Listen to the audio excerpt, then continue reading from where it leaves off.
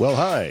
Today is Wednesday, January 8th, 2024. I'm Todd Studer, and this is Morning Coffee. We are entering day 4, and the Todd is under the weather bonanza. I'm getting a little bit better. I've heard some people say that it lasted about 10 days. I don't know if I'm going to have to go through it for that long. That's all the vitamin C and zinc and the water and everything else that I'm taking. I know that I got an old radio buddy, Crash Davis, would probably recommend a bourbon. But I'm off the alcohol. I don't drink anymore. So that's not going to be an option for me. Maybe some 7-Up. Worked when I was a kid. You throw a little crackers in there. Yeah, why not feel better that way? We have a brand new sponsor here on Morning Coffee. It is ThinkSpace IT. And this company can bring a creative approach to technology. And just go to thinkspaceit.com. This is Jessa Erickson, a woman-owned company. She had a lot of help with her husband, Jason. And these two run such a wonderful company and some of my favorite people. And I'm really, really happy that they became part of everything that we're doing here at Morning Coffee. I'm looking forward to having Jessa on a very soon coming up on a new show. So be looking for that. We'll have her on hopefully sometime by next week, if not still this week. We'll see what we can do with that. So thank you to ThinkSpace IT for being a part of things here on Morning Coffee.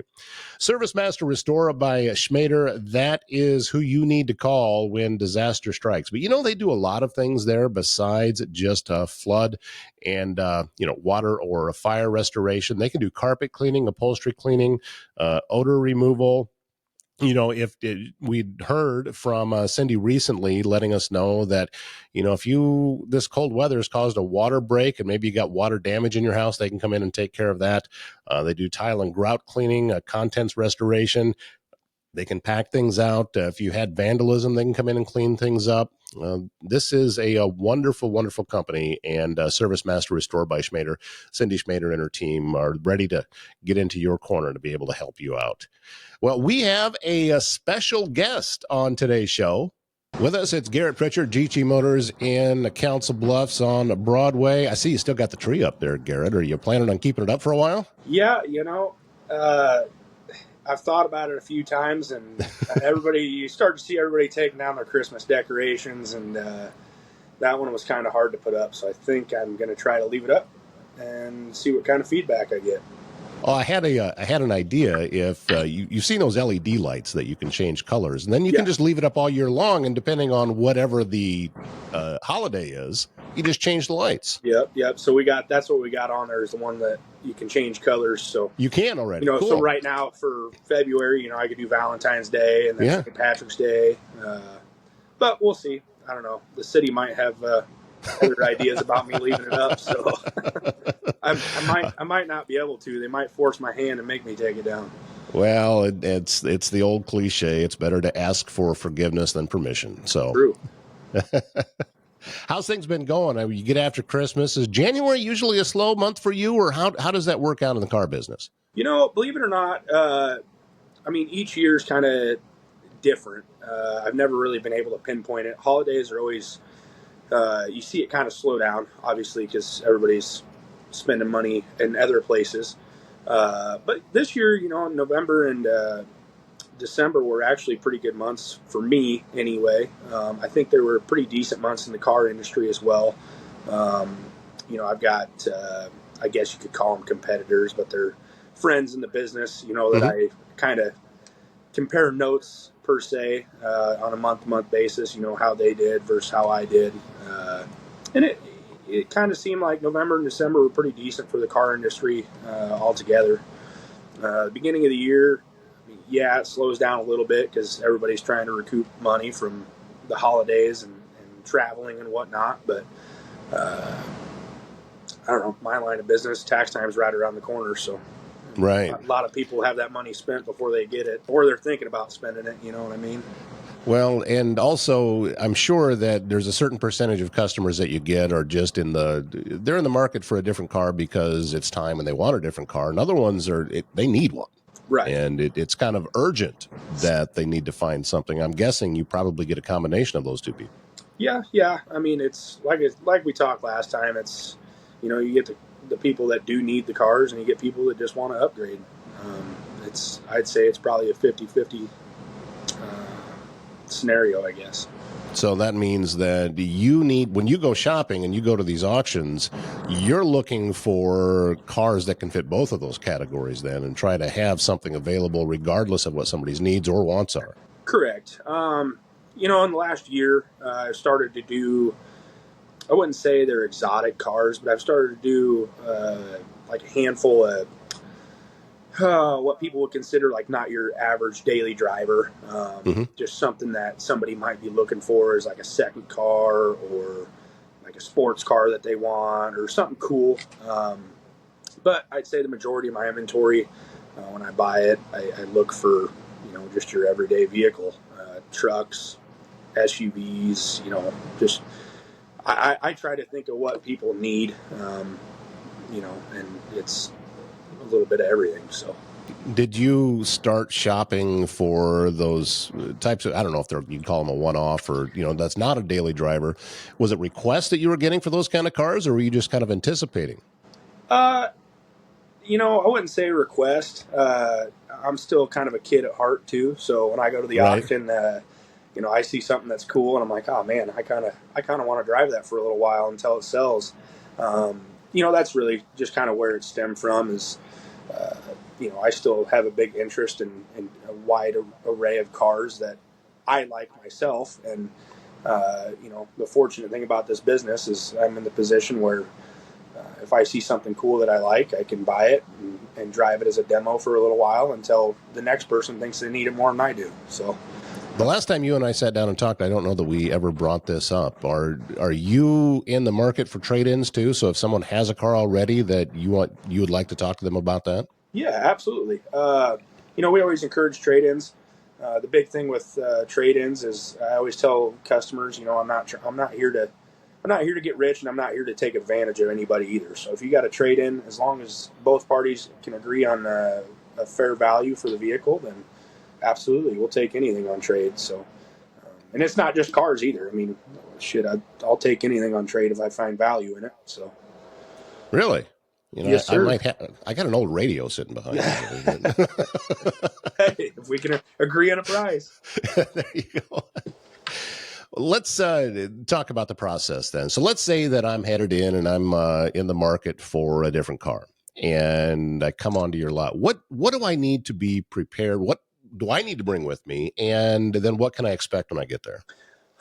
It's pretty simple. Obviously, we need a valid driver's license to finance somebody. And that's for you finance right there on site too. Correct. Yeah. So if we do buy here, pay here financing, which is just our regular in-house financing, we need the valid driver's license. We like to see 2 current pay stubs. We like to see a proof of address, so like a utility bill, something just showing where you live. And then we require full coverage insurance before you leave the lot. Other than that, I mean, it's pretty simple. And obviously, bring cash for a down payment. I always encourage people, if you're going to go car shopping and you're, 100% sure that you want to go buy something that day, come up with a budget, for your down payment. A lot of people come in, don't really think about that. They just know what they have in their account. But I'm realistic too. I tell people, come up with a number that's comfortable, that's not going to leave you broke next week or the week later, or, start you in a hole to where your first payment, we're going to be behind or something like that. So I really encourage people to sit down with your spouse or whoever you need to talk to about your purchase on the vehicle and come up with a number that is comfortable for you. We try to down payment range. I try to keep cars anywhere from $700 down all the way up to $7,000 down if we do in-house financing. That being said, we do offer, I'm taking on another bank this month as well. So I'll offer 3 different banks that we can finance with. They are the same way. They're going to need valid driver's license. You're going to need pay stubs. They're going to want a 30-day bank statement, proof of residence. That being said, banks also pull your credit, and I don't. So, if a customer is looking at a little bit of more of a high-end vehicle that we have, just be prepared. A lot of my banks like to see anywhere from 500 to a 700 credit score. They do also require cash down. Sometimes it's not as much as I would require in-house, just because they're the ones financing it, not me. So and the banks actually have a little bit more money than I do. So, that being said, we offer quite a few different options to be able to get into a vehicle. So, our goal is to never let anybody leave without a car. So. It sounds like, from what you're saying, then, is down payment separate from the trade-in. That you should probably come in with both. But both, if you have a trade-in, you should be prepared to do both. Right. And my general rule of thumb is too, like in the buy here, pay here world, if you have a trade-in, I still like cash down. It's just kind of keeps the customer honest. You know what I mean? Nobody wants to default on a loan if they're putting some cash up front. That being said, the way I work trade-ins is I just take it off the top of the value of what they're purchasing. So if you're purchasing a $10,000 car, I'm giving you $2,000 for your trade-in. That car is now $8,000. But I still require a little bit of a down payment, just as kind of a show of honesty. So, well, and I think you're right. I remember talking to my uncle years ago when we were house shopping, and he said, "Oh, everybody needs to have some skin in the game," is how he put it. Absolutely. And you're right. It does keep you. It's a motivation, because you know that, hey, I've got this money in this, so you're less likely to default, because you look at it as, I'm going to lose this money and not have a car anymore. So, and operating, in the world that you do, I know that these are just safeguards to keep everybody safe, because your goal is to make sure that car stays in that driveway. Correct. And that's the tough part with kind of the world I grew up in, is the buy here, pay here world. A lot of people have a negative outlook on buy here, pay here's. Being honest, a lot of people think we're crooks. Sometimes they think that we're just out to, repo people's stuff if they don't pay, which that does happen. That being said, I like to keep my customers paying. And to me, honesty is the biggest key in the relationship we're building with our customers. I'm not dumb. I know people fall on hard times. Everybody falls on hard times, and especially the world we live in nowadays. Not everybody's made of money. That being said, if you got a car on payments with me, and you're going to be a little light on your payment this month, just call and say, hey, I don't have the full thing, but I got half. Can we make it up on the next one? And 95% of the time, I'm willing to do that. My goal is to keep people on the street, keep people paying. And it's, I don't know, just it is. Right now, when you've got, if somebody comes onto your lot, and as we are recording this, which it is, what is today? January 7th, I think. So it's the 7th of January. I'm not even sure, I've lost track. 2025. So we want to make sure that the people know that, because your inventory is constantly fluid. It's cars coming off the lot, cars coming onto the lot. So how's your inventory right now? If somebody were to come in still today, plenty of options there right now? Yeah. So I've been working pretty hard the last week to 2 weeks. Like I said, tax time's right around the corner. So to kind of prepare for that, I like to buy as many vehicles as I can, just so I'm prepared. Because obviously tax time, we see an influx of people purchasing cars. So yeah, right now our inventory is pretty good. I think we got about 30 out there right now. By the end of the month, I hope to have about 70 stocked up. So do you have a separate place to keep them other than just the lot that's on Broadway? So I do have a repair facility on the other side of town that I can store quite a few at. That being said, too, a repair facility, everything we buy goes through there first. Everything gets, a full service oil change, an inspection.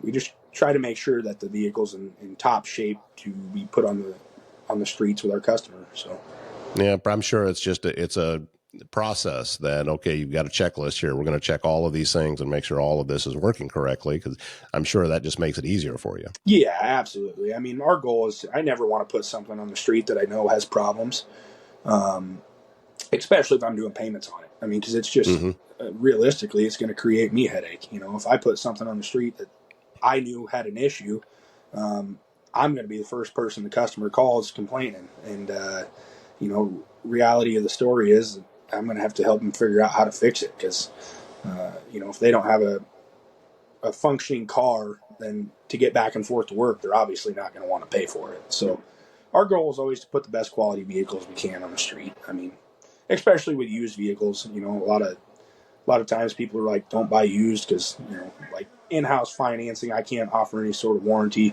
But that being said, I still try to work with customers, because I know that just as hard as it is to buy the car, it can get that hard to fix it sometimes too, especially with the labor rates that some of these places charge anymore. So, well, and it's going to be part of it. I mean, with any car, new, used, or otherwise, there's service costs, there's maintenance costs. It's not going to work 100% of the time for the next 20 years. It's just, that's not going to happen, so it's part of the process of going in and understanding that you just need to budget for when that time happens. But I am very grateful always, Garrett, when you take a little bit of time to come on and talk with us about everything that's going on. And if you have, anything you ever want to get out there, just get a hold of us, and we'll make sure that we pass that information along. Yeah, absolutely. I'm hoping in the next month or two, and maybe our next interview, I can have some specials coming up as far as inventory we got. That'd be very cool. Spread the word for some people, and maybe somebody listening is looking for a new car. There you go. New used car, sorry. New used car, yeah. All right, grateful for you, sir. You too, have a good day. I hope they do leave the tree up all year long. I think it looks kind of cool out there on Broadway. Air Serv Heating and Air Conditioning and Waldstein Plumbing. These are the guys you need to call if you got any HVAC needs or plumbing needs. With this cold weather, sometimes that can tax your furnace, and you find out that things maybe aren't working as well as you thought that they were. That's when you want to get a hold of Air Serv Heating and Air Conditioning, or maybe the cold's caused some plumbing problems. Again, call Waldstein Plumbing, and you see the contact information scrolling by on the bottom of the screen. And it's, as I say many, many times, when integrity matters, these are the guys that you want to call. We're going to get Hayden Waldstein on very soon on the show to talk about, get some plumbing tips from him, because, if you need plumbing tips, you go to a plumber, and he's one of the best out there. So we're looking forward to having that on a future show coming up very, very soon. Thanks again, ThinkSpace IT, our brand new sponsor here on Morning Coffee. We have reached the middle of the week. And still coming up this week, we hope to be able to talk with Jacob Kuhl with the Council Bluffs Area Chamber of Commerce.